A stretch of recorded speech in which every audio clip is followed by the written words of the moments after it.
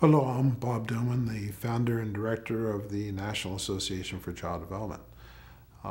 This is part of a little series of videos we're doing, essentially discussing education and what's happening or not happening with education. In this piece, I'd like to talk about who's responsible. Who's responsible for the education of our children?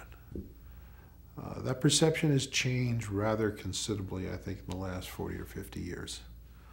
I know as a child, the perception was that my parents were responsible for my education. And the perception was school was a place I went to assist in the educational process. But the primary responsibility was perceived to be that of the parents.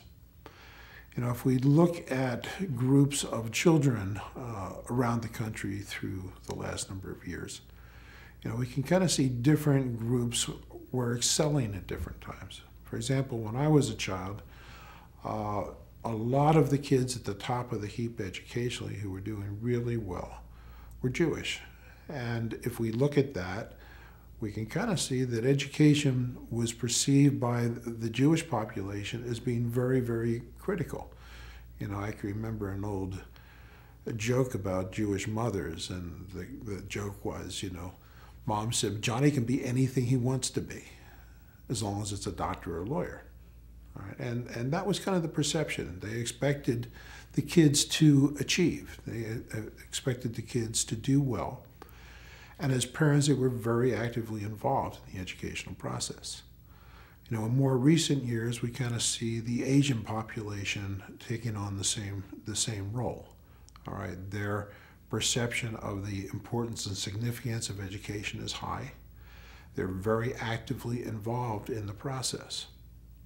I think we can safely say that the less involved parents are, the more problems we're going to have with the system.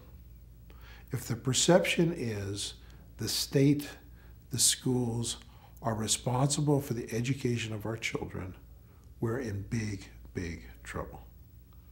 All right, the sooner we change that perception and get it back to where it should be, the better.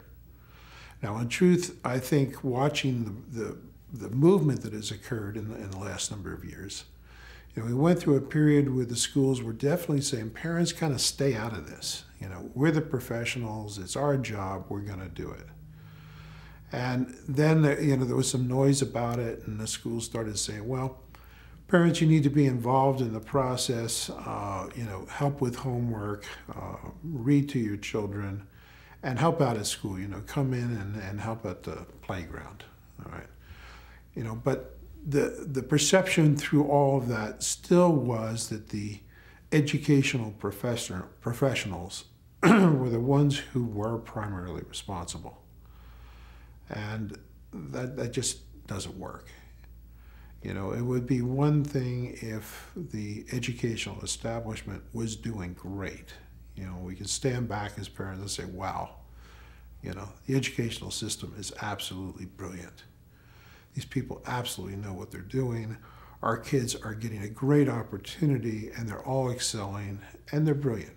Wonderful. Well, obviously, that's not true. All right? Obviously, parents need to be active participants. Obviously, the schools need to give parents the responsibility, perceive their role as assisting the parents in educating the children. That's the role of the schools. Any school, be it a public school or private school, their job is to assist the parents in helping to educate their children. Parents have to assume an active role. Parents have to perceive themselves as being those who are responsible for their children's education.